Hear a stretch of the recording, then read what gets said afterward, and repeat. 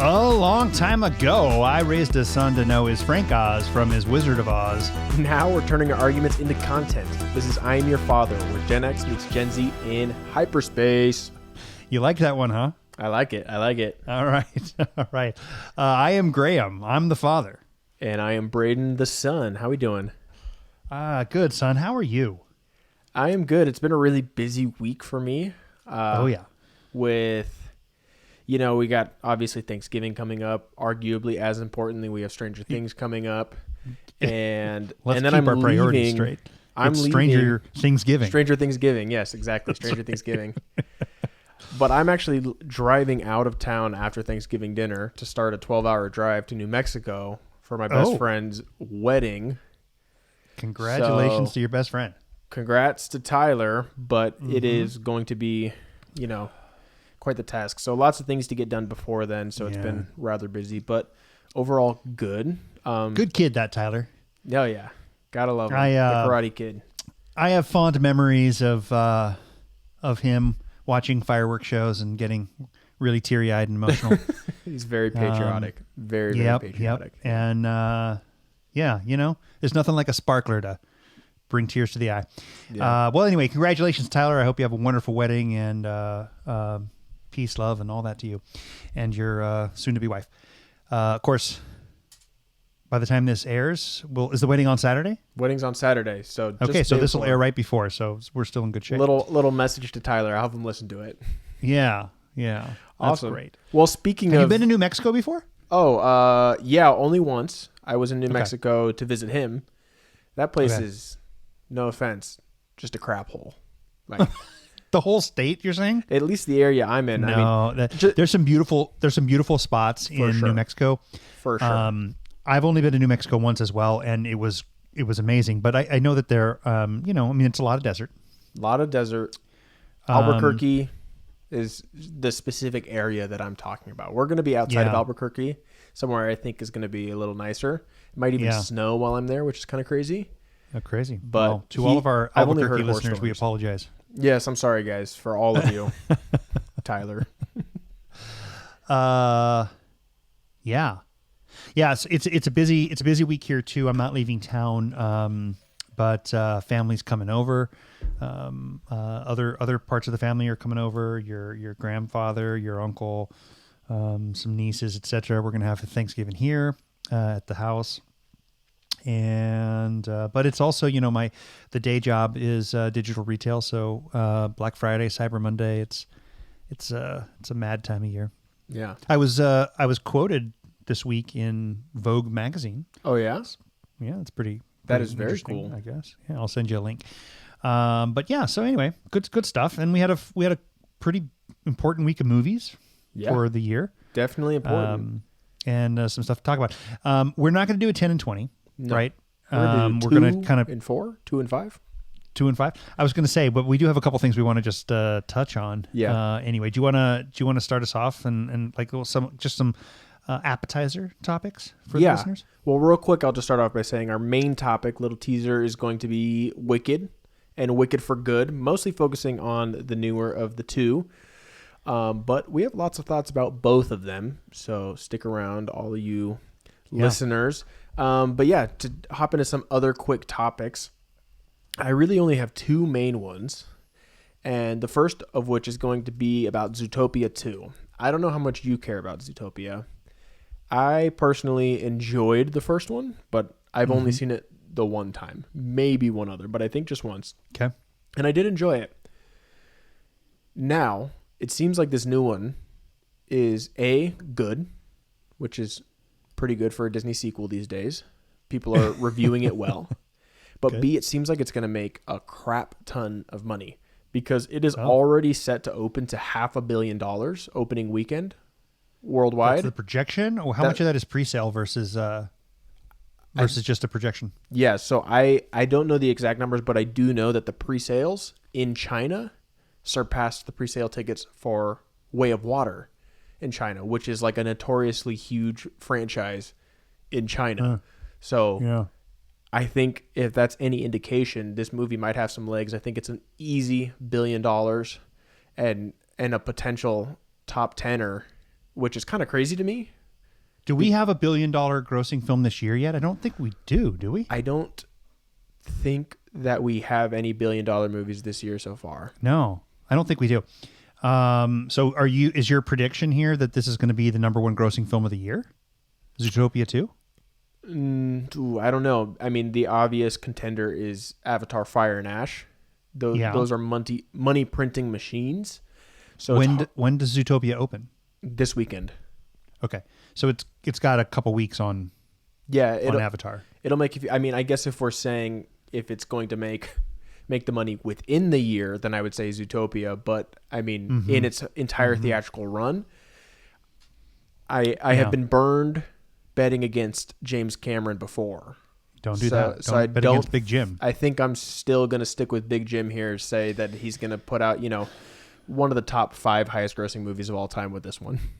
Yeah, well, the crazy madman has 3 of the top 5 of all time already. Yeah. My understanding is that just this week he delivered the final film to Disney, and they are rapidly printing for all of their different options. So it's finally done as of literally as of this week. I listened to a really great interview with him just today, as a matter of fact, and he talked about that, and he seems pretty happy with the results, and he says Iger is thrilled. I mean, Iger's probably updating his wish list of all the things he's going to buy once this movie comes out, because they're going to have extra cash on hand for sure, especially between that and Zootopia. Now it looks like it's going to be a very successful November and December for Disney. Yeah, it's a double for Disney. 2 wins for the Big D. Yeah, and we love the Big D. Yeah. We got to be. Don't clip that. Mouse House for the win. Was that the title of this episode? Which part? The Big D? Yeah. All right, that's cool. Yeah, I mean, so Zootopia. So Disney's going to finish strong. It has been it's been Warner's year, but it's going to finish off as Disney's year. Yep. I think that's how it's looking. Speaking of more Disney related news, more specifically Marvel news, we have some updates on Sadie Sink's role in the MCU. Specifically that it seems that Sadie Sink, it's being reported, I guess it's hard to know what's confirmed and what's not these days, but it's being heavily reported as though it's fact that she will be reprising her role of whoever she's playing in Brand New Day in Avengers Doomsday and potentially moving forward. And so that to me kind of immediately makes me feel like she's not just playing a love interest necessarily. I don't feel that those characters tend to make it into the larger Avengers movies unless they're very prominent and have been around for a minute. So additionally, she commented just a couple days ago, at least at time of recording, that she's seen all the speculation, all the rumors of who she could be playing. Yep. And her thought to all of this was, don't you guys know that hair color can change? Which is interesting. Could be, a red herring, no pun intended, but which is actually like a double pun if you think about it. And it really was not intended, but it could also just mean that she is not going to have red hair as her character, and she could legitimately mean that, which opens the door up. Okay, sorry. That took me a second. A red herring. Yeah. Got it. Yeah, I didn't even mean it. I didn't. Wah, wah, wah. Yeah, dad jokes. I think it's all misdirection. I think it's all just a bunch of which part? I think she's having the whole thing. I mean, the only thing I think we can count on is that she's going to be in the movies. But I don't know. I mean, the size of the cast in Avengers Doomsday of named actors like household name actors that are going to be in this film. I mean, it seems at this point like you could fill Dodger Stadium with the actors. Like it would fill Dodger Stadium. Like it's going to be that many people. It wouldn't be crazy to think that they bring her on for one scene and then she's gone just to create some kind of connective thread between the two films. It's possible. Or it could be a big movie. I also think that all the speculation, I'm over it. I don't care about the speculation. I'm fine being surprised. I don't need to know. I don't want to know. Just let it happen, and I'll enjoy the films the 2 films when they come out. Well, to your concern there, I will say one positive thing. Uh-huh. And that's with AI modernly. I think we have actually officially crossed the threshold of now spoiler culture being officially damaged and hurt. And that's because even just this week, you've sent me a few posts where I've told you, I'm pretty sure that's AI. And there have been all of these leaked images of Doomsday that are... What is this guy calling me out for? Sorry, I'm just using you as an example. I mean... What are you trying to say? Like, old man can't tell the difference between AI? Exactly. It's okay. Sometimes I have a hard time. In fact, oftentimes I do. But my point is that there's all these leaked images and even videos flying around. And for the first time in a long time, I think we can pretty definitively say, well, you really shouldn't believe anything that you see. And it almost kind of undoes what has been wrong with, these comic book movies and any big budget studio franchise movies of spoilers flying around or rumors or all these different things. Now you really can't know what to believe until you're sitting there watching it on the big screen for the first time. And so, there's lots of debate and discord about AI, whether it's evil, whether it's helpful, whatever. But in this sense right here, it's evil. I'm kind of happy that for the first time I see an image of Robert Downey Jr. as Dr. Doom, holding somebody by the throat, and I can say that might be real. It's probably not. And I can genuinely be surprised by whatever I see when it comes, because I'm not believing what I'm seeing now. Because now you don't believe anything. It's all fake news. Yeah. Okay. Yeah. Well, I also saw, since we're on the topic of Doomsday, I also saw it reported that Bernthal would not be playing the Punisher again in Daredevil, in the second season of Daredevil, but instead his next appearance would be in Doomsday as the Punisher. Who knows? Honestly, at this point, like you said, you don't know what to believe, so you shouldn't believe anything. And just how about we buy tickets? Yeah. Go to the damn theater and see the movies. I mean, you should see the reports, like the news that I'm scrolling through when creating our 10 and 20s.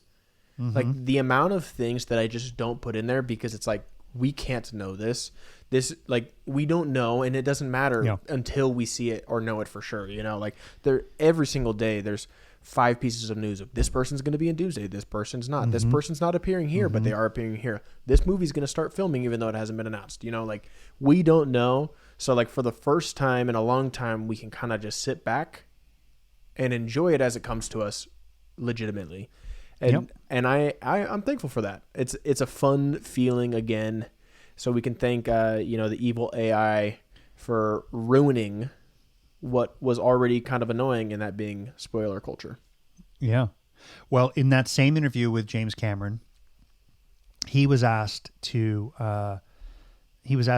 rank his top 3, the top 3 things that frighten him the most about like the future of the world. Yeah. And his number 1 was artificial intelligence. Well, the dude made Terminator. I know. He ranked that above climate change, and which is something that he's incredibly passionate about and has been for a very long time. And environmental issues.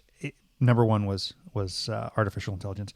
Yeah. Anyway, well, listen, we can't know anything, but one thing we do know, we went back to Oz this week. We did. And we actually have a movie that we were able to see. Yep. A real movie. We get to talk about it. A real movie, yeah. A real movie in the theaters.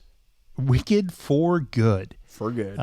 Which, honestly, I mean, it's the most beautifully ironic title. I love the oxymoron of this title, and I know that it's taken from the song. The song itself, is written really intelligently for that reason. But the more I think about it, I just absolutely love that title, Wicked for Good. Like you actually love it, or you're like tongue in cheek? No, I'm dead serious. I think it's a fantastic title for a film. I mean, the contrast between wicked and good, the idea of like for good, and then the idea of eternity for good. Like it's so deep and layered. I really love it. I think the song is great, obviously, and it was really smart for them to move away from Wicked Part 2 to call this movie Wicked for Good when they did. Yeah, I agree. So Yeah. I think we can talk a moment about the new movie, just some, facts about it, and then maybe we can Yeah. dive into both of them. But I'm sure you could have guessed this, but it is the highest, Wicked for Good is the highest grossing Broadway adaptation to date. Yeah. It made Yeah. 226 million opening weekend, which Yeah. is It beat out really its solid. predecessor. Yeah, by a lot, which honestly is not surprising to me at all. And the reason it's not surprising to me is nobody, like obviously Wicked fans were excited for Wicked, but not too many people beyond that were excited for the first one. I think it was a word of mouth phenomenon. Yeah, they won over the population, so everybody was showing up for the second one regardless. Right. So in my head, this movie was pretty much always going to be bigger and worse. So, like that was pretty much always what this movie was going to be to me. And we can dive into why here in a minute. Yeah. Okay. So you're just to make sure your statement is that this was not as good of a movie as the first Wicked. It was not even close in my opinion. I wish I could disagree with you. I think the podcast is more interesting when we argue about things. Yeah. And maybe we'll argue about why it wasn't as good. Yeah. It's not as good. However, if you look at our rating delta, our consistent rating delta, I gave this movie more credit than you did. By a lot. We rated this movie the same. Yeah. And I'm usually a star behind you. A full star. A full star behind you. So I actually think, and I think you may have read my my Letterboxd review. There are things that I think really worked well in this movie, despite the lesser quality of the source material. Act 2 being the source material in this case. But I mean, that's what it really comes down to. And we've been saying this for 6 months. I think we've talked about Wicked a number of times in our 10 and 20s. Yeah. And we've been consistently saying that, as you said, it was always not going to be as good. It was always not going to be as good because Act 2 is not as good as Act 1. It's a really weird musical in the sense that Act 1 is one of the best Act 1s of a musical ever. It's just one great song after another. And then Act 2 is one of the worst acts in Broadway history, I think. There's so little happening. And to the point where the filmmakers had to add 3 songs just to even like round out the length of the film. There are 3 songs in this movie that are not in the Broadway musical. And the movie was about a half hour shorter than the last. Yeah. So, and by the way, I mean, none of those songs were particularly good. There was only one that I was kind of okay with. But of the 3 new ones? Yeah, but the other 2 I was honestly bored with. Which was the one that you thought was better? The one that now looking at it. Or okay, anyway. When it was happening, I did not mind No Place Like Home. It didn't feel horribly out of place or like horribly boring. Really? I hated it. I thought it was a terrible... It didn't sound like Wicked at all to me. It instantly took me out of the movie. Okay. Well, you're also somebody who has a much longer experience in history with Wicked than I do. I mean, I saw the play once recently and I enjoyed it, or I thought it was honestly okay, and then I really enjoyed the first movie. But I, going into this, only remembered a few key details about the story for Act 2. I don't have as much history with it as you do. So let me be clear though. I have seen the play performed at least 3 times professionally, and then seen the movie. But I've always thought that it was painfully overrated as an overall piece. Yeah. The fact that it has been as globally successful and as consistently successful for as long as it has been I've always found a little baffling. It's Act 1 because of Act 2. Act 1. Right. Like Act 1 is so good that of course it's so popular. Like it's hard to not walk away. It's hard to walk away from that and not feel like a lot about Act 1. Yeah, and I think they captured lightning in a bottle with those 2 performers. Yeah. Kristen Chenoweth and Idina Menzel. But I've always been on record as saying that I think that this is a really frustratingly overrated production. So the fact that they broke it into 2 movies and Act 1 was Wicked. I mean, and they caught lightning in a bottle again. They got just 2 amazing performances. Yeah. Out of Ariana Grande and Cynthia Erivo that the first Wicked is damn near perfect. It's so good. It only has a few weaknesses and a few performances that keep it for me for being a perfect film. But Act 2 is just so bad. I guess my thought is, considering how bad Act 2 is, I found that the filmmakers kept my attention significantly better than the Broadway producers did. Okay, so let's do this. Let's each of us rate, like Letterboxd, the first and the second Wicked, see where we stand, and then we can break down why from there. So do you want to start by telling me what you rate the first Wicked? I'm pretty sure that I have Wicked Part 1 rated as a 4. It could very easily be a 4.5. I may have to just look up my rating real fast, because I just rewatched it, and I, for some stupid reason, can't remember what I re-rated it, because I watched it the night before I went to see For Good. Okay, well, I'll just, while you're looking that up, I have it at a 4 as well. And I really enjoy. I've seen it 3 times, twice in theaters and once at home. And every time, I have an interesting relationship with that movie, because every time I watch it, I rate it a 4. And then after I think about it for a little bit, I'm like, no, maybe it is better. Maybe it's a 4.5, Yeah. And then I rewatch it again. I'm like, no, it's a 4. And then same thing happened to me 2 times, where I'm like, no, I think it's probably better than I'm remembering, because the music is so good. So when I listen to the music, I'm remembering like very fondly. And then I watch the movie and I'm like, no, this is a really, really solid 4, but there are plenty of issues. Okay, so let's talk about those issues. I've confirmed. I have now rated it 3 times, and every time I've given it a 4. Okay, so we're in exactly the same boat. Yeah, we're in exactly the same. But mind you, place on this. your 4 is even more generous than mine. Yeah, that's typically true. Although you tend to increase your or decrease your rating, over time. So the fact that this is maintained a 4, it says something as well. And my ratings tend to go up over time, and it hasn't really gone up. So why do you think? What's that? I was just gonna say, to be fair, the very first time I watched it in theaters with you, actually, and the whole family, I was sitting there throughout most of the movie thinking, this is a 3.5. And by the end, after Defying Gravity, I'm like, nope, that deserves at least another star. So it's it really does have that benefit. But go ahead. Well, I was going to ask, why do you said you feel like it has some shortcomings? Yeah, Wicked Part 1. I'm going to call it. I know that's not the official title, but just for what do you see as the shortcomings that keep it from going up from a 4 for you?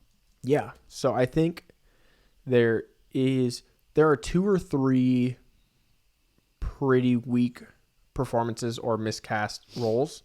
Yeah. One of which is Madame Morrible. I really love Michelle Yeoh in Everything Everywhere All at Once. A few other things. She's amazing. And God, she is just so not right for this at all. Yeah. She's given 2 of my favorite performances ever.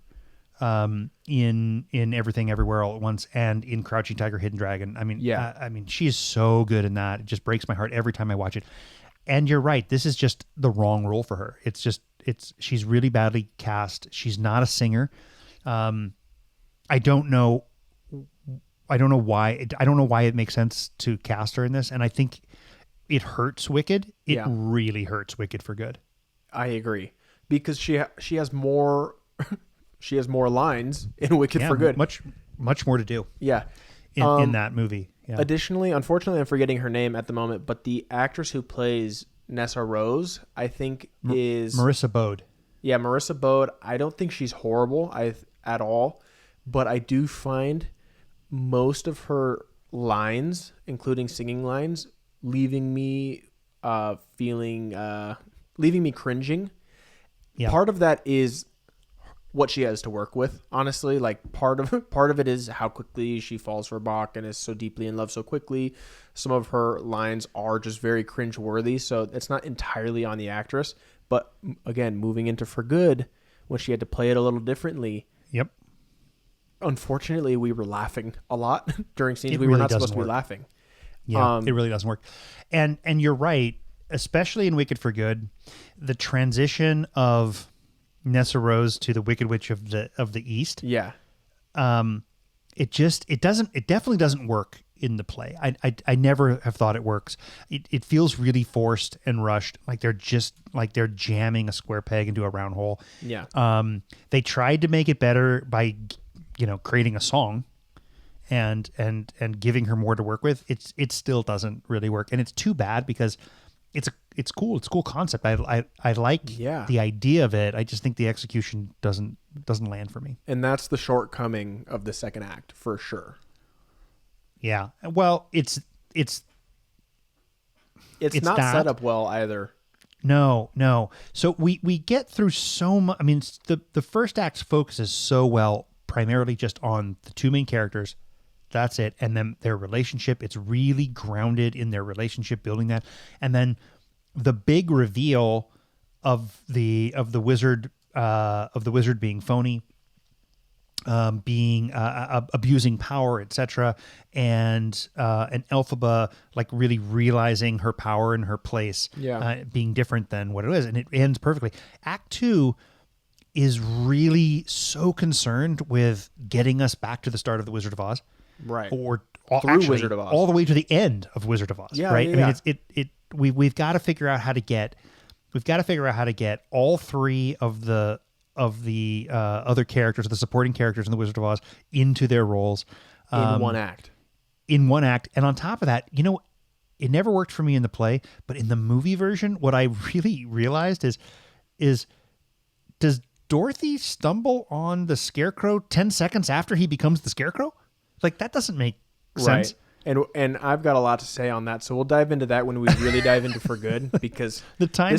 This is one of my biggest issues with Act 2, but we'll get into that. Yeah. Lastly, I think this is pretty universally agreed upon, and I am actually maybe more so in the minority of people who don't find it as egregious.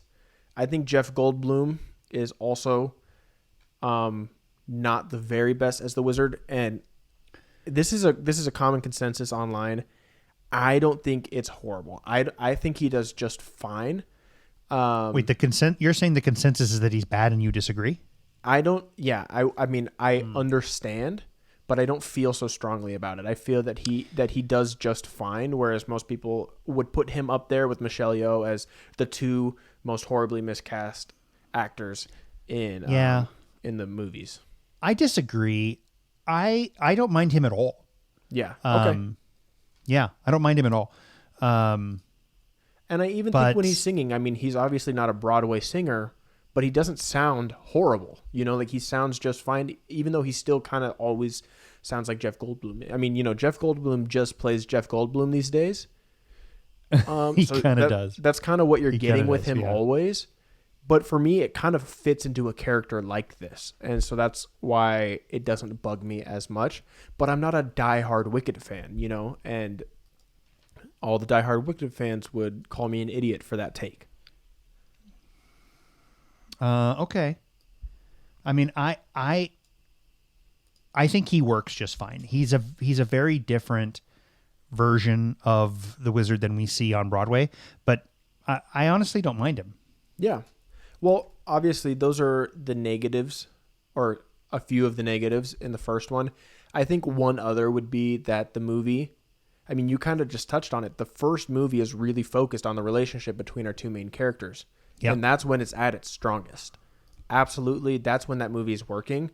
When it's branched off, focusing on other things, I think is when it's at its weakest. Yeah. Additionally, in the first movie, I am never one for breakout musicals, like all of a sudden music is happening and it's just relentless and it's too much and people are just singing just to sing. I'm not one for that. It really can bug me sometimes. Give me an example of a movie adaptation that bothered you, or are you saying literally even on Broadway? No, I'm struggling to come up with a good example, but what I mean is when a movie is a musical, but you are just like not loving all the music, it just feels like they just won't stop singing, and it can be annoying. But in Wicked, Schmigadoon. What was that? There's that show on Apple, I think it's called like Schmigadoon or something like that, where it's like spoofing all the musicals and people just break into song. So actually, for no reason. You bringing up Apple is a good example. A movie that came out a few years ago for Christmas, Spirited, with Will Ferrell and Ryan Reynolds, is a musical. First of all, that movie is like a half hour too long. and a good chunk of that movie is singing, and you get to a point where it's like, okay, this was kind of fun, but now it's just too much. Like, I'm over it. You know, like, we need to wrap this up. In Wicked Part 1, I think you need to save your Spirited review for our Christmas movie ranking episode. For goodness sake, dude, you're getting ahead of yourself. Okay, I don't want to have to fight you about Spirited. Come on. We are rewound. But my point is in Wicked Part 1, when they're not singing is almost when the movie's at its weakest for me. Like, the music in Part 1 is good enough throughout that it's the most entertaining part for me a lot of times. So, and I actually somewhat feel the opposite in For Good, but we'll touch on that in a minute. So basically, those are all my negatives. Let me talk a little bit of, I'm not going to dive too deep, a little bit of like theatrical jargon here and theory. Okay. When you have a musical, there are really 2, sometimes 3 writers involved. Yeah. Sometimes not. Sometimes it's 1, but usually speaking, it's broken up. So you have your music writer. Sometimes that composer works with the lyricist. Sometimes they're the same person, right? But then you have the writer who writes what they call the book. The rest of the play, all the part that you're talking about where they're not singing. And the book is oftentimes a super underrated aspect of a great musical, because a really well-written book makes it so that you don't feel that weirdness when suddenly somebody does start singing. It flows really nicely from song to dialogue back to song. And Wicked Part 1, or Act 1 rather, and Wicked, it's a really well-written book. It also has good songs that can then tie it together. Act 2, both the book and the songs and the music are off, and so that's why it feels that way. Yeah, like, there are literal moments, and you know what? I'll give you one. In For Good, one of the new songs, Ariana's Girl in the Bubble? The Girl in the Bubble, she looks in the mirror, she sighs, and I'm like, holy crap, she's about to sing right now. And like, I shouldn't be having that thought. I should be like, oh yes, she's singing, you know? Like, but in that moment, I'm like, no, not right now. I don't want this right now. So that being said, I appreciate what you just said. That's insightful. I didn't know that.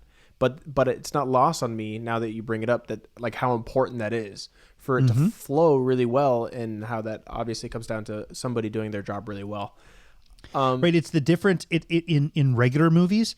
It's the difference between the way that like James Gunn writes dialogue that then you get a needle drop and it just feels like really cool, versus going back to a movie that, you know, you and I have a lot of love for sentimentally, like Rocky IV, where it's just like it doesn't necessarily flow. It just feels more like a music video shoved into the movie. Right. Yeah. When you have a good, when it's Tarantino or it's James Gunn and they're doing a lot of really cool needle drops, it doesn't feel cheap and stupid. Yeah. When that happens, it seems to flow and the music just kicks in right when you need it to. It's right on the right beat and tempo, and just feels right because it's well written. It's, you know, it's the same with musicals.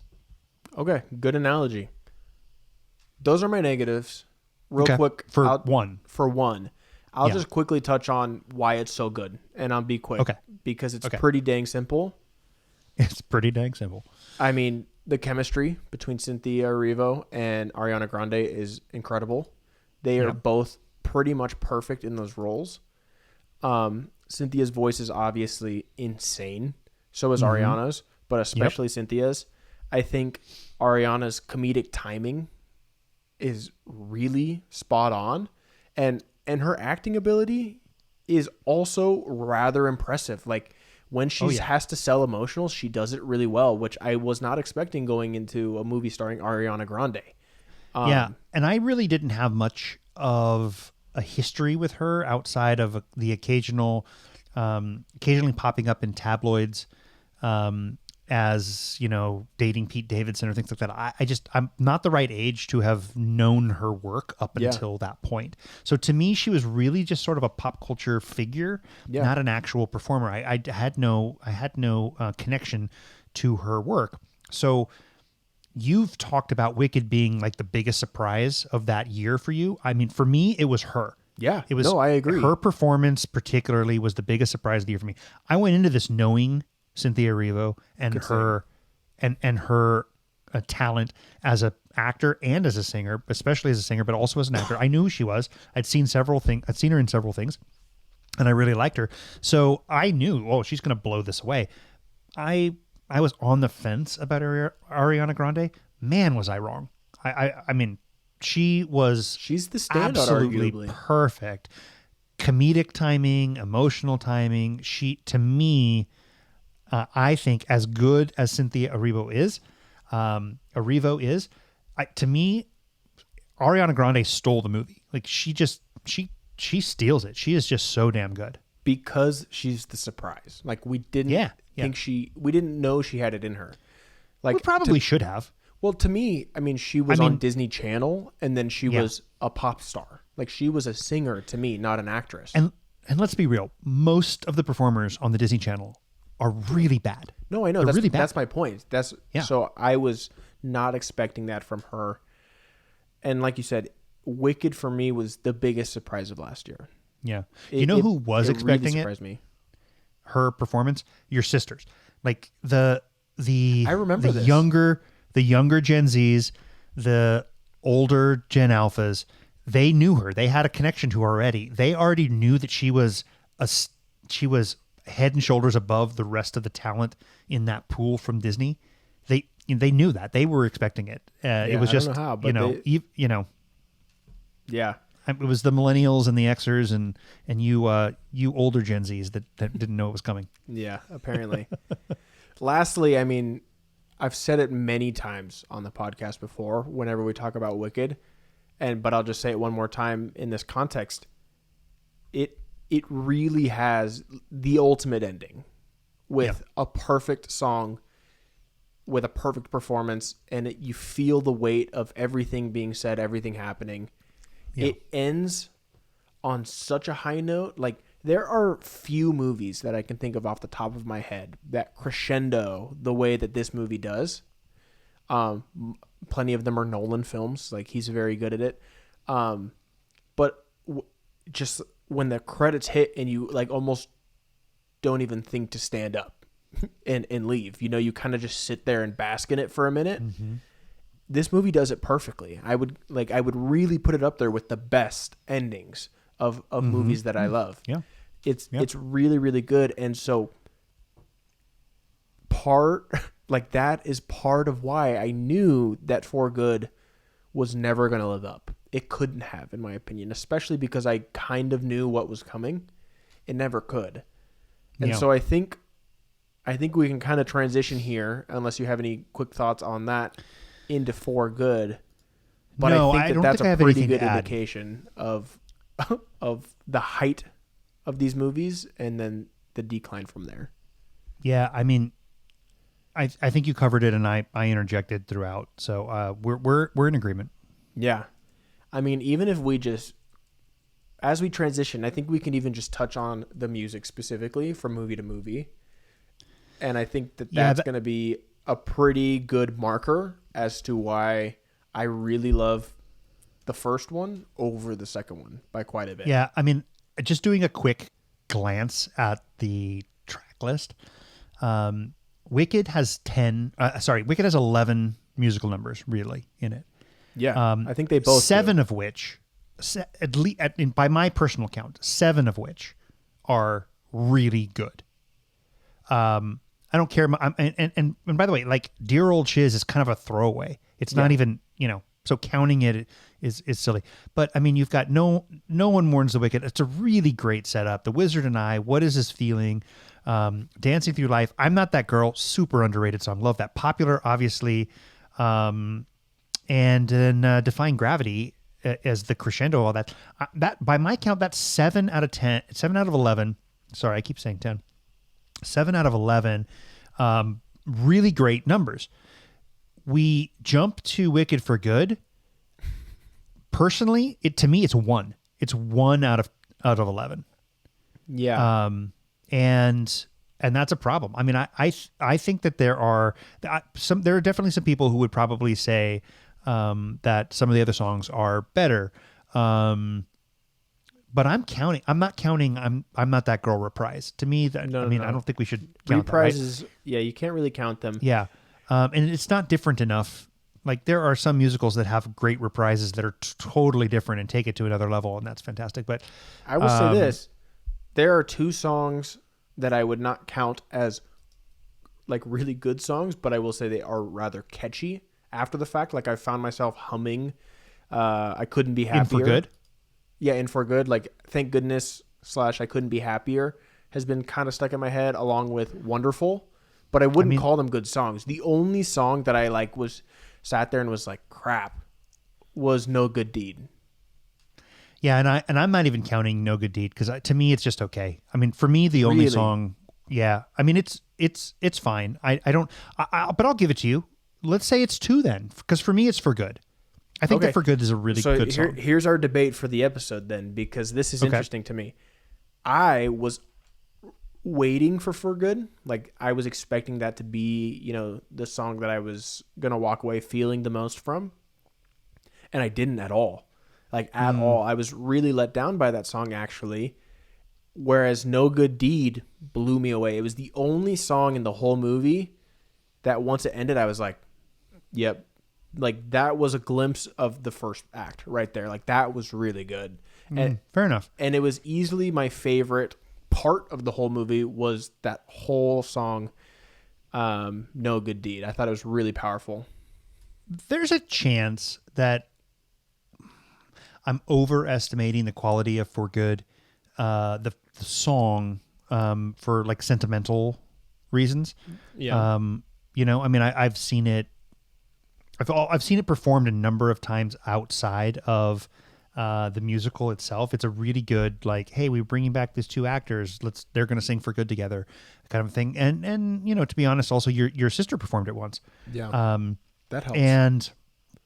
And so I may be overestimating it. You might be right about it being maybe a bit of a letdown if you don't have a personal connection. Yeah, I don't have an attachment to it. And maybe I'm underrating No Good Deed.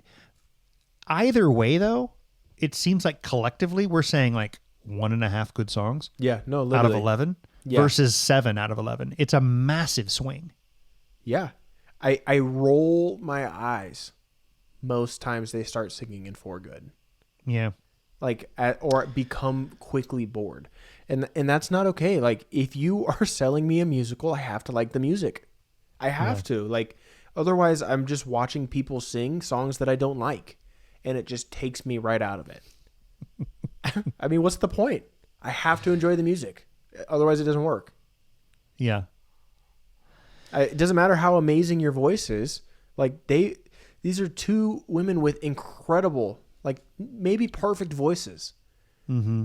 But the music has to be good too. Yeah. You made a comment before about this that I don't think we've covered yet.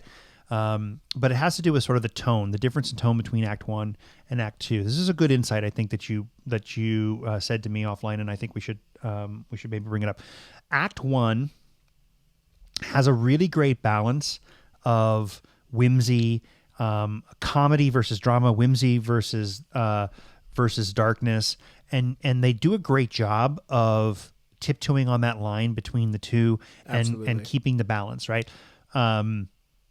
Act 2 really fails at that a lot. Time. It goes straight darkness the whole time, and the few times when they try and take us back to the same sort of whimsical nature that we get so frequently in Act 1, it fails. To me, the biggest one is the biggest drop off is Wonderful. Like when they or the biggest example of that when I mean, she's just basically said, I'm taking this man down. And then she shows up and she's like, hey, you need to turn yourself in. Why don't we have a dance number where I'm going to smile at you and have fun? It's so jarring and feels so out of place to have this upbeat comedy song right in the middle of this where we've been so dark and serious the whole time. It doesn't work. And I think Act 2 fails that test consistently. Absolutely. Another example of that is Elphaba's sister has just died, and she goes to mourn, and she ends up getting in a slap fight with Ariana Grande that's played comedically. Yeah, but it's supposed to be a serious moment. So yeah, like what I had said to you, I'd forgotten about that. What I said to you off camera was, if you want to go serious, Like, if you want to lose the whimsy and just go serious, you can do that. Yeah. But you have to make me care.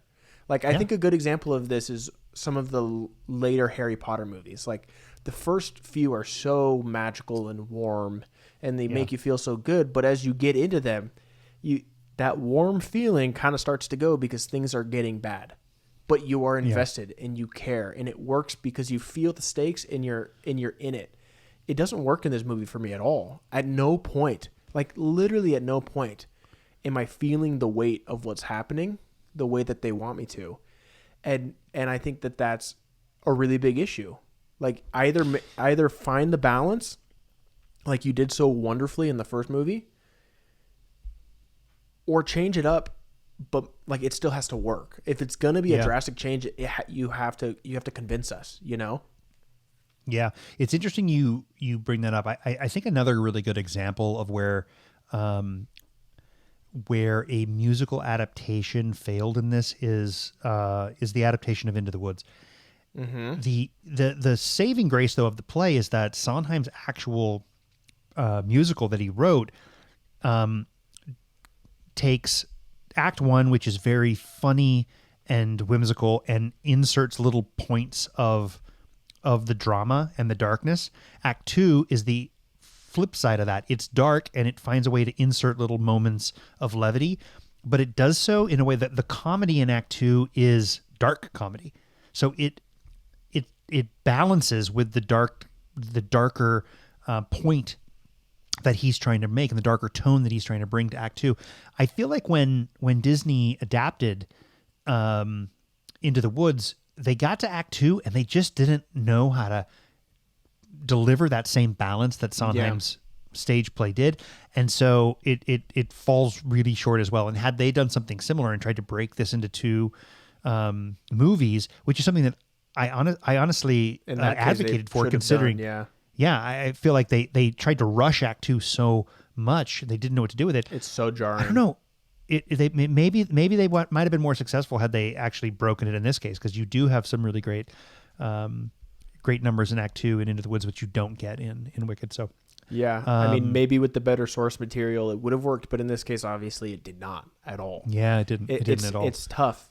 Like seriously, we can even just count like the jokes that happen in the first one versus the second one. The first one has, or the second one has, only a few moments that it tries to be funny, and almost all of them were not. Like, I think I maybe chuckled one time when they intended me to. Many times during serious moments that I wasn't taking seriously. So I if think your funniest moments aren't supposed to be funny, that's not good. And if your funniest moment is in the trailer, then you also don't have it. I mean, I think... Which one? I think her joke about "I've had so many friends" is legitimately the best and funniest line in maybe the whole second act. And it's not that funny. and they give it to us in the trailer, and they never reach that height again throughout the film in terms of the comedy. Yeah. I have a few other... So go ahead. You said before, when I mentioned the timeline and the attempt to dovetail Act 2 in with the original Wizard of Oz story, that you had some thoughts and some frustrations. Let's dig into that. Well, I think, first of all, clearly it's so rushed. Like, it feels like we just take far less than a full school year in the first act. Like, that's what it feels like, other than obviously her childhood, like, that are like count as flashbacks, if anything. Whereas Act 2 has apparently like many year time skip, which I didn't even really pick up on. I feel like it should be a little more obvious, and then takes place over a much longer period whilst jamming so much in there. Like, it's never clear. It's never clear though throughout. I had to read online. Skipping. I had to read online that there was a time skip. I didn't even realize. I was like, is all this happening like weeks later? Like, I couldn't tell. It really bizarre. Does. It doesn't make any sense. And then there are so we talked about adding songs. They've then also added in multiple flashbacks throughout that don't exist in the play. And then after it ends, did you catch that they added in like a different flashback of like, oh, when things were better, but it was like them sitting in the field and being close friends, and they're all hanging out. Fiero's there and she's there. Like when was that supposed to have happened? Am I confused about that? Well, they just they gave us part of that flashback earlier on in that movie. Yeah. Of a scene that we never saw, which to me is a strange decision. I feel like we should have had that scene in the first movie if we're going to be flashing back to it in the new one. But the shot at the end is obviously, I would assume that you caught it, but maybe not. It's the playbill. It's her whispering into Elphaba's ear as she smirks. Yeah. No, I got that, but it seemed like the only reason it was there was so that they could give us that. Right. No, exactly. The rest of the scene made no sense in the timeline, even as a flashback. So this is interesting that you bring this up. I have some mixed thoughts on this flashback specifically. I think that the shot of all of them walking in the field, Fiero, Galinda, Elphaba, Nessa Rose, and Bach, I actually don't mind this. And I think it's good because I think that's when the emotional things are hitting harder, when they are showing us like this is what it was, right? I wish we had seen this scene in the original and then we flashed back to it in this movie. But I don't think so. I think it is a little jarring that all of a sudden we have this new scene and we're like, when exactly did this happen? Because it doesn't really feel like there's room for this to have happened in the first movie. But I don't hate it. And I also don't hate that we go back to that scene again for the last shot. Personally, I actually like both of those things. I just think it would have worked much better had we seen the scene in Act 1, personally. But going back, they rushed and jammed so much into this. And here's what's weird is it's not a perfect adaptation, like in the sense where it's not perfectly one for one. Like if you could watch Wizard of Oz and make everything fit perfectly, but it tries to do that. And that's where I think it's weird, because then you can kind of start to like nitpick at things like, well, you're really trying to make this fit perfectly into the Wizard of Oz. And it just doesn't. One of those reasons, which you hinted at earlier, and I said we'd talk about, is everything going on with Fiero, a.k.a. now the Scarecrow. And it is bizarre because it does. You're absolutely right, because I didn't even think about this, but Dorothy does come across Fiero immediately, like very quickly, within the hour at least. And this is bizarre. And then I'm thinking, okay, and I already knew this, but I had never really thought about it. I'm like, okay, Fiero is now the Scarecrow. Cool. We made that happen. But why is he going along with Dorothy, right? And also, another reason it's not a perfect adaptation is in The Wizard of Oz, the Wicked Witch shows up in Munchkinland while Dorothy's there. Like, that's the first time we see her. She's like, But this doesn't happen in this adaptation. Whatever, fine. No, it was almost implied maybe that she'd been, I don't know, like she mentioned you sent her off with the shoes and, Yeah, so like she knows. So it is strange. But okay, let's stick on Fiero. Fiero now is with Dorothy, who now is trying to get to the wizard, and then eventually the wizard's like, okay, bring me the broom of the Wicked Witch. Yeah. Nobody at this point apparently knows that Fiero is the Scarecrow. Maybe not even Elphaba. It's not super clear whether she knows exactly what she did to him or not. I think it's implied that she does not. She thinks he's gone. Now, I'm asking the question, why is Fiero agreeing to go hunt down the woman that he loves? First of all, we have the Tin Man specifically raging against the Wicked Witch of the East, and Fiero just going along. And the lion is also, for some reason, Coleman really Domingo. The lion's rage seemed misplaced. I didn't quite get it. And by the way, can I also say the absolute biggest crime of this film is how little they gave Coleman Domingo to do. 2 lines. Like, yeah. He's incredible. Why? It didn't need to be him. I love the guy. He's not bad. It amounts to a cameo. Yeah, it's a cameo. But okay, So Fierro does all this. He's going along. And I'm thinking, okay, well, the Scarecrow doesn't have a brain. Okay, right? Like that's the whole thing in the Wizard of Oz is he doesn't have a brain. So I'm thinking Right. He's lost his mind. he's lost his mind. So I'm thinking, okay, he doesn't remember Elphaba. Like he's not remembering. That's what I'm thinking, right? This is how they're going to pay off the fact that he's just along on this journey until the movie ends with him going to Elphaba and being like, it worked. Like he goes and gets her. It worked. He's in on this plan somehow. And it's like, okay, so you did have your brain. What worked? Like, do you see what I'm saying? It doesn't make sense. Yeah, it didn't. It made no sense at all. It was literally like they had this one night they have together. They've crafted this whole plan where she's going to fake her death. He's going to like basically be killed. She's going to. Did he know she was going to use the magic to save his life? Yeah, but it would turn him into this weird, inanimate, brainless object. Yeah, it never made sense in the musical. It continues to. It makes somehow less sense. If we're wrong, if we're missing something obvious, feel free to rip us apart. But that to me was like out of the three of them, the biggest crime. Out of the Scarecrow, Tin Man, and Lion. Well, from a narrative perspective, yes. It made no sense to me whatsoever. If I'm being completely honest, a few other things. You touched on it. They had that one night together. This isn't actually an issue that I have, more so something I just find rather hilarious, and that's the fact that Elphaba either always or specifically that day is wearing lingerie underneath her Wicked Witch robes.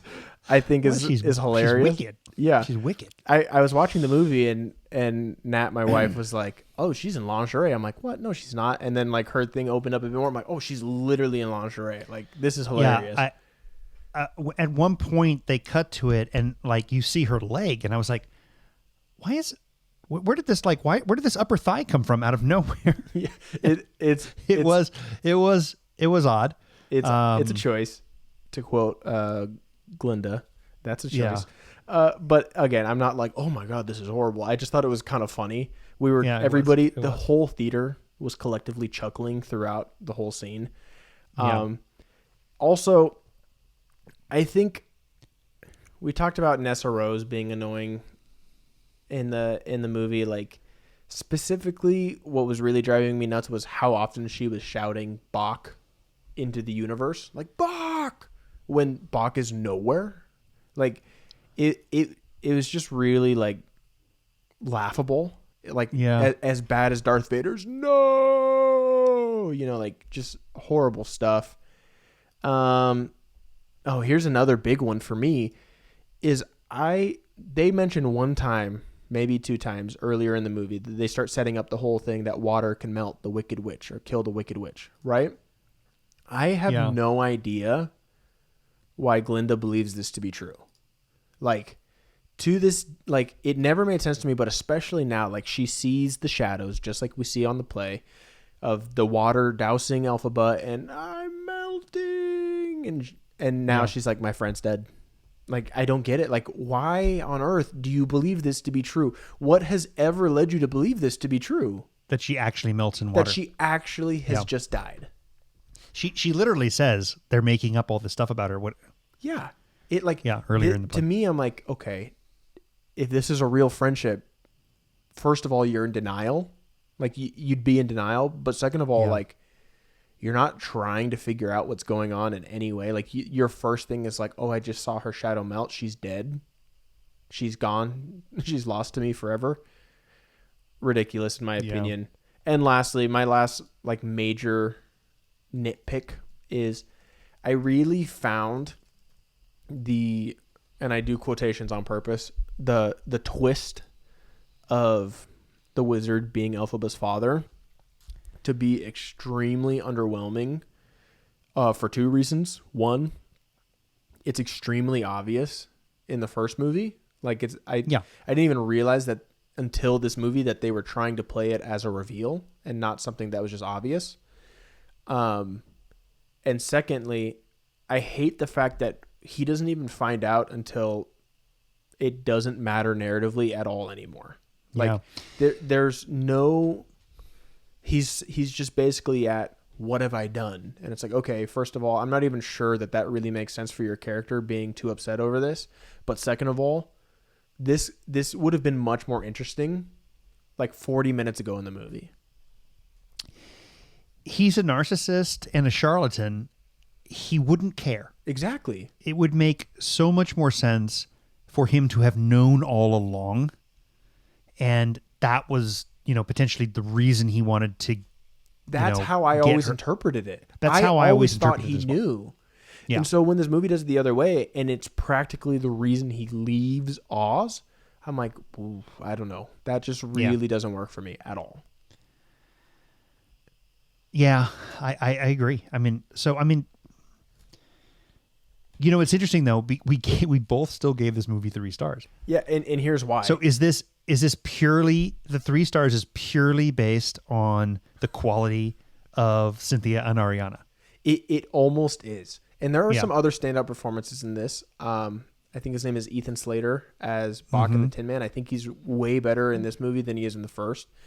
I think, what is his name? Fierro. What's his name? Jonathan. What am I? Jonathan Bailey. Jonathan Bailey as Fierro, I think is. I mean, he's perfectly good. He's never bad. I'll say that. He's never blowing me away, but he's never bad.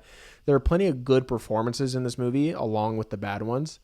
I think visually, it's really cool. I think they kind of upped the saturation a little bit for this one. I think the colors pop a little more in for good.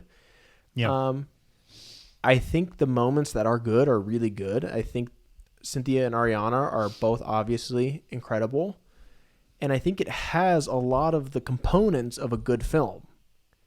But it just was never anywhere near greatness for me. So for me, I rank it at 3 stars, which is a good movie that I'll probably never watch again. I just have, the reason I have so many thoughts on what I don't like about it is because I enjoyed the first one so much, and I allowed myself, even though I really doubted it, I allowed myself to be hopeful for this one, where I'm like, well, if the first one was so good, maybe there's a chance that the second one's going to be really good too. And it let me down. I kept talking myself into the idea that as soon as I hear the songs, I'll remember them and I will go, oh yeah, that's right. This is really good.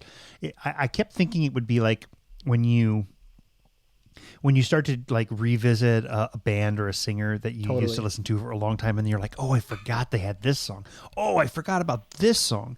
And you just do that over and over again. And then you're like, dang, I totally, like in my head, they're just like these 2 songs, but I forgot there's this whole other catalog that I really used to love. Right. I kept thinking, my expectation almost was that was going to happen. I'd run through.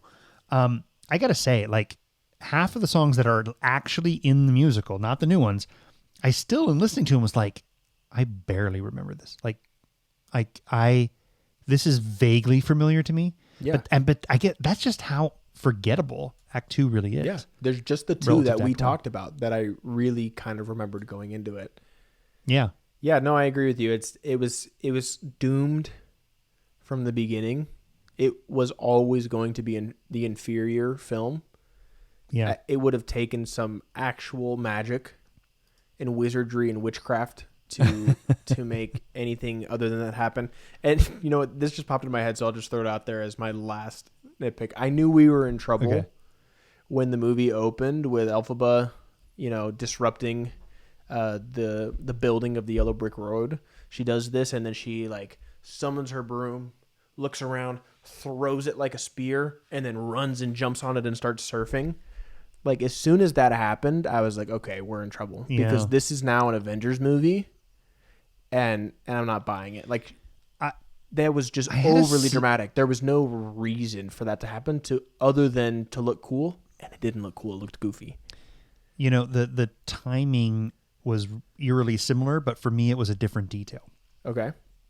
For me, it was the fact that in the very first shot of the film, we are introduced to a mythical animal that has never existed in this world before. The mythical nature of animals in Oz is not that they are animals we've never seen before, that we don't have in our world. Yeah. It's that they have a consciousness. They have the ability to speak. They have the ability to sing. They have an intelligence They have souls, that yeah. we in our world only associate with humanity. That's the magic of animals in Oz. And we immediately are introduced to this sort of fake woolly rhino-y thing. Why not just make them cows? Why not just make them water buffaloes? Or Yeah. like they could have just been real normal animals. Anything real, yeah. Right. No, that's a great point. It And didn't instead even we register instead to they me. yeah, they needed to give us something that looked like it could have been in an episode of The Mandalorian. Yeah, Um, that's a and great I- point because that- now that I'm was- running through different creatures that were now in this movie that Can were you think- were not real. How many more can you think of? I honestly could only I only spotted that I one. could think I of only at clocked that one. least one more. There was a specific like feline creature that was not real at all. Okay, I missed that one. But I mean, throughout you're seeing giraffe, you're seeing bear, you're seeing monkeys, you're seeing, all different types of rodents and foxes and Yeah, goats and like they're all Horses and they're all animals that we would see every day. The difference is they have consciousness, they have jobs, they have and that's the tragedy that they're losing that. We don't need to add fake new animals into this. It didn't make any sense to me. yeah. Well, I think we could say that it was not wonderful. It was not. Yeah, Wicked. Not It so is- good. It is not that girl. Yeah, Yeah. this was not that girl. Yeah. All right, fair enough. Yeah. So overall, we both give Wicked Act 1, Part 1, for the sake of keeping them in line, a 4 out of 5. And we both also rate Wicked for Good a 3 out of 5. Yeah. Yep.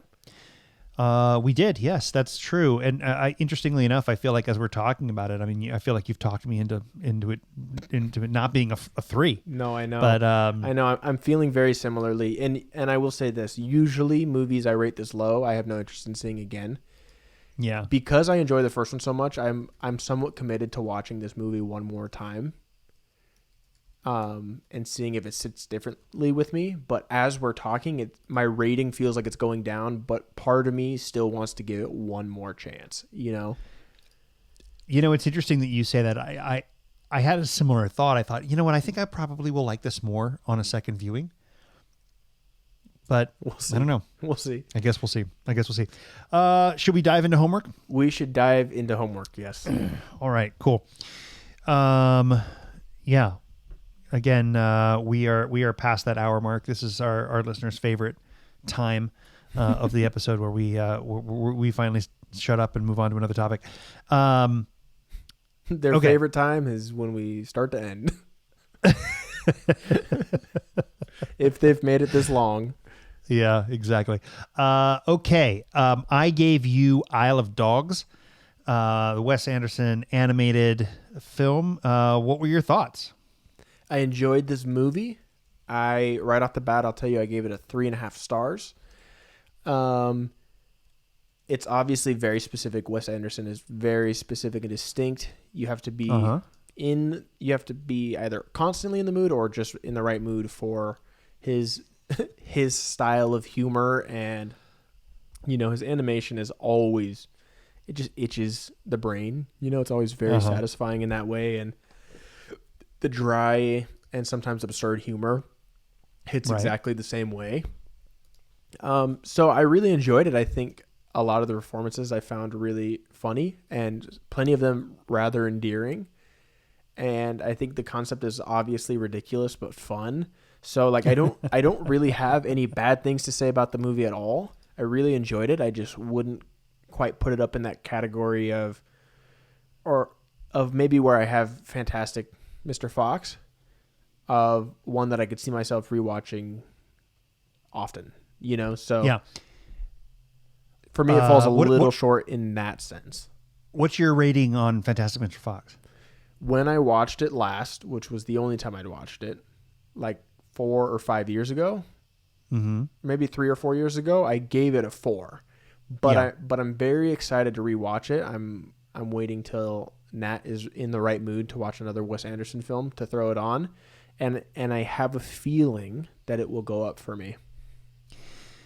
It's interesting. I mean, I think that the overwhelming majority of people do like Fantastic Mr. Fox more than Isle of Dogs.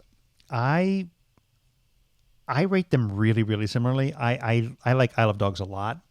Um, but I know I'm in the minority, and I'm glad you enjoyed it at least and had fun with it. For me, it's like a nice, comfortable one that I can put on in the background sometimes and just laugh and enjoy the humor. Totally. I think Cranston particularly is just so funny throughout. And I think there's so many other really good. Jeff Goldblum, as a matter of fact, I love Jeff Goldblum's. No, I know he dog. He where he's constantly like. Bring up Jeff. You heard what happened on this, right? You hear the rumor? Yeah. Yeah. He's so gossipy. It's funny. He's maybe my like secret favorite part of the movie is Jeff Goldblum in this one. Yeah. Which isn't always the case with him, but yeah. No, I really did enjoy it. I will revisit it for sure. And I had been meaning to watch it for a while. You know what's so funny is you assigned it to me as homework. And then I hung out with a friend like 2 or 3 days later for my birthday. And he's like, dude, I just watched this movie for the first time ever. I think you'll really like it. It's really good. It's called Isle of Dogs. I'm like, that's so weird because like I'm watching it this week. So it was kind of funny, but I did enjoy it. Maybe your friend was listening to the podcast. Yeah, no, he wasn't. No. Doesn't sound like a good friend to yeah. me. Just saying. Anyways, I gave you Sing Sing. And I have a feeling that you liked it. I did. I liked it a lot. I had mentioned that it had been on my list to watch for a while, and I just hadn't got around to it. It's really damn good. It's so good. I gave it 4.5 stars. I think it's, I think very nearly a perfect film. It might go up in subsequent viewings. Colman Domingo is absolutely perfect throughout. It's such a interesting concept. The idea of these, actual former and current inmates playing these parts. Isn't that cool? And and then just the idea of theater and drama as therapy, it really resonates with me. Bless you. And thank you. I really liked it a lot. I thought it was both. It was both simple in structure and format, but complex in theme and tone. It's just a really beautifully made film, and I couldn't really recommend it much higher. To anybody that wants to see it. I'm trying to remember what I caught it on. Was it? I think Hulu. Was it? I think it's Hulu. Yeah. I mean, for those of you listening, if you haven't seen Sing Sing yet, yeah, you should definitely see it. It's about people incarcerated for long periods of time, in some cases life sentences that are part of an in-prison theater program. Yeah, and it's really like purpose and and it's really beautiful. It really, I think it reminds you that humanity exists in across everywhere in the world, and that redemption is possible, even if it's just personal and of the soul. It really kind of breaks your heart too, I think, about the correctional nature of incarceration. Because from my understanding, these types of programs are rare, and convicted individuals don't have these types of opportunities too often, and it really makes me think about the failings of our correctional institutions. It was a beautiful film, and I really think that if you haven't seen it, you should check it out. I'm very glad you liked it so much. I think that is the first 4.5 you've given something that I've assigned you as homework. I think it might be. It might even be the first anything above a 3.5, honestly. maybe. I don't know. I feel like there was one other. I think Tick Tick Boom I Oh, rated yes. pretty high. Yes, you did. And I feel like there was at least one other that you gave me that I was like, oh wow, but I'd have to go back and double check. We need to put together a list of the homework. Letterbox list. I actually have recently on my Letterbox account started to incorporate something I saw somebody else do that I thought was a good idea, and I add little tags to every single one of my review. I add a tag for where I watched it. I add a tag who I was with. So if I watched a movie with Nat, it just says Nat. And then that's really it. But specifically for homework, I will add a homework tag as well. Yeah. So I can click on my tag and pull up every movie I ever watched as homework on the podcast. Yep. I think it's good, and we can share that with our listeners, so they can go back and see the other pieces of homework. Yeah. Well, listen, great recommendation. I really appreciated it. One of my favorite recommendations you've given, as you just identified, and so yeah, I'm thrilled, and I expect you to fail miserably this week because it's going to be really hard for you to top Sing Sing. Let me just temper your expectations right away. There's no other movie on my list of homework right now, which is only a few movies. I got to go back and revisit some other ideas for you, but nothing else I had after this was going to hit you the same way at all. Okay. I knew this. I knew that this movie specifically was a given, a for sure success with you. That I was going to love it. That you were going to love it. I think that you will enjoy this other movie I'm about to give you. Okay.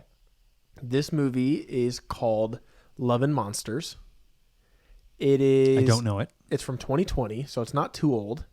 It stars Dylan O'Brien and Jessica Henwick and even Michael Rooker. I like Jessica Henwick. What do I know Dylan O'Brien from? I feel like I should know that.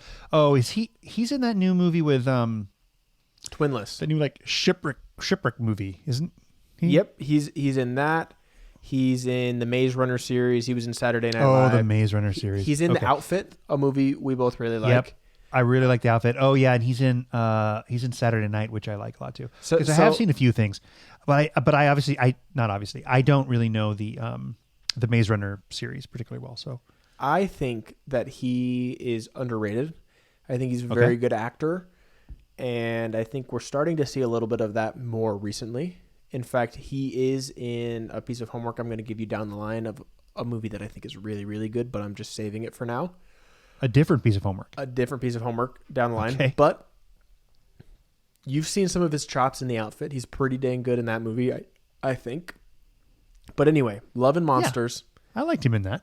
Love and Monsters is totally different vibe from Sing Sing. It's kind of it's almost a rom-com. Okay. In the setting of a post-apocalyptic world where monsters reign. And so it's kind of absurd in that way.